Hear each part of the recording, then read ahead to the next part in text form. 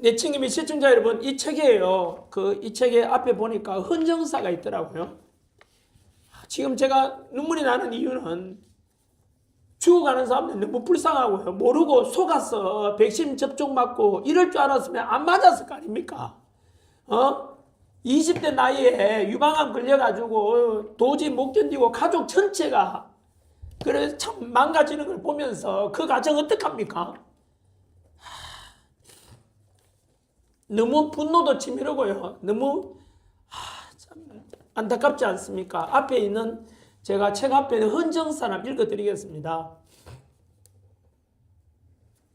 이 책의 헌정사는 이렇게 시작합니다. 아이들은 어느 날 학교에 가기 위해 일상을 유지하기 위해 거절할 수 없는 절차 앞에 섰다. 그 주사들은 필수였다. 그 뒤에 남겨진 유족의 시간은 너무도 길고 컸다. 이 아이들은 강제 구조 속 접종 이후 영영 돌아오지 않았다. 16살의 박한결, 영재학교의 첫해, 미래를 꿈꾸기 시작한 나이, 장티푸스와 A형, B형 간염 백신 이후 여름의 새벽은 조용히 닫혔다. 13 공호준 중학생, 독감과 코로나19 백신 접종 이후 어느 날 아침을 맞이하지 못했다. 17의 이선주, 경북 외국어 고등학교 2학년, 코로나19 백신 이후 예정되어 있던 학교의 시간표에서 이름만 남았다. 14살 이예원, 중학생, 코로나19 백신 접종 이후 교실의 책상은 빈자리로 남았다. 18살의 장지영, 입시를 준비하던 고3, 코로나19 백신 접종 이후 졸업식 대신 부고로 불린 이름이었다. 18살의 김준우, 고3, 코로나19 백신 접종 후 쓰러져 뇌출혈로 사망한 학생, 대한민국에서 학생 백신 접종 이후 사망 사례로 가장 먼저 언론에 보도된 아이였다. 방송과 기록 속 얼굴은 남았지만 그의 죽음 역시 개별 사례로 흩어졌다. 이 아이들은 백신 피해 신고 통계의 숫자가 아니다. 그저 각자의 이름으로 불리길 원했을 뿐이다.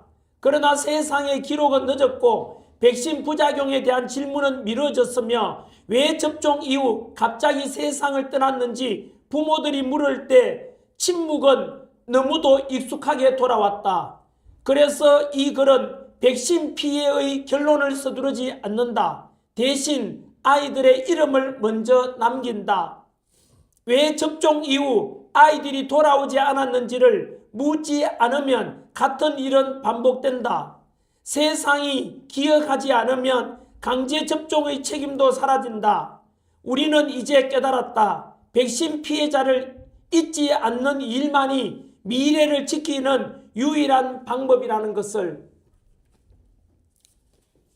이 글을 박한결, 공호준, 이선주, 이예원, 장지영, 김준우 그리고 접종 이후 갑자기 세상을 떠났으나 이름조차 불리지 못한 수많은 아이들과 사람들에게 헌정한다.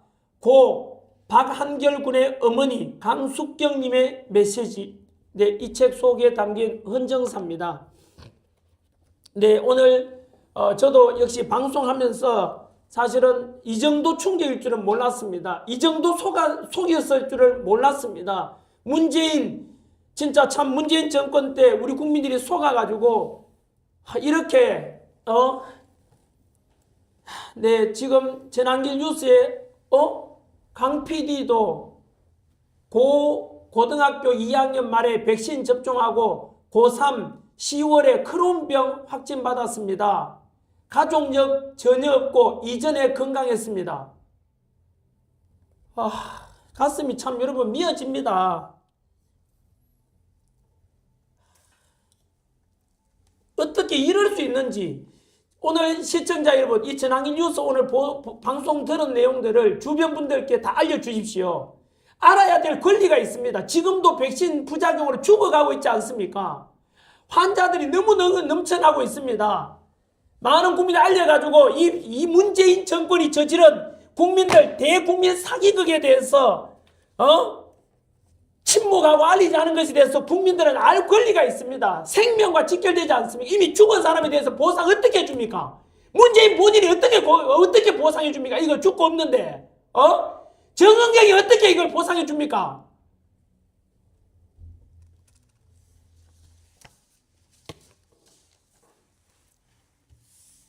네.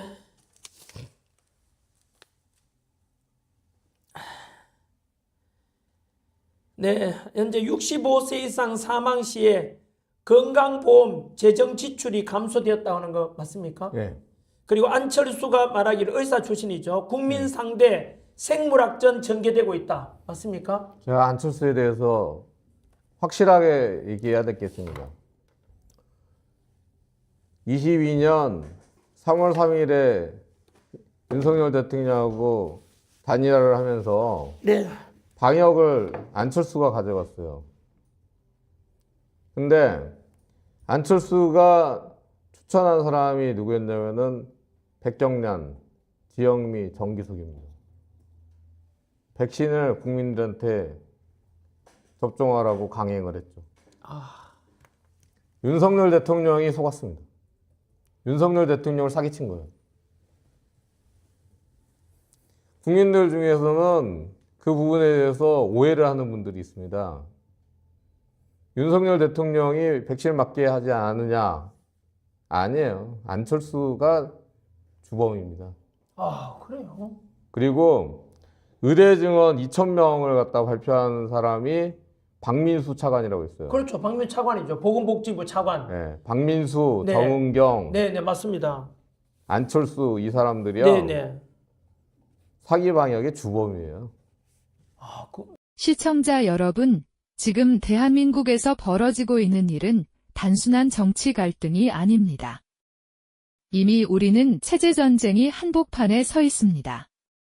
총선과 폭탄은 없지만 법과 제도, 사법과 행정, 언론과 교육을 통해 국가의 방향이 조용히 그러나 집요하게 바뀌고 있습니다. 겉으로는 개혁과 정상화라는 말을 쓰지만 실제로는 자유민주주의의 뿌리 자체를 흔드는 변화가 진행 중입니다. 이 전쟁의 가장 위험한 점은 많은 국민이 아직도 이것을 정치 싸움 정도로만 인식하고 있다는 사실입니다. 체제전쟁은 하루아침에 완성되지 않습니다. 수십 년에 걸쳐 인사구조를 바꾸고 법 해석을 바꾸고 기준과 상식을 바꾸며 천천히 진행됩니다. 사법은 판단을 미루고 언론은 침묵하거나 왜곡하며 행정은 책임을 회피합니다. 이렇게 쌓인 결과는 어느 순간 돌이킬 수 없는 상태가 됩니다. 그때가 되면 국민은 선택하지 않은 결과를 떠안게 됩니다. 체제전쟁은 이미 과거형이 아니라 지금도 진행형인 현실입니다. 이 전쟁은 누군가 대신 싸워주지 않습니다. 정치인도, 권력자도, 외부 세력도 대한민국의 체제를 대신 지켜주지 않습니다.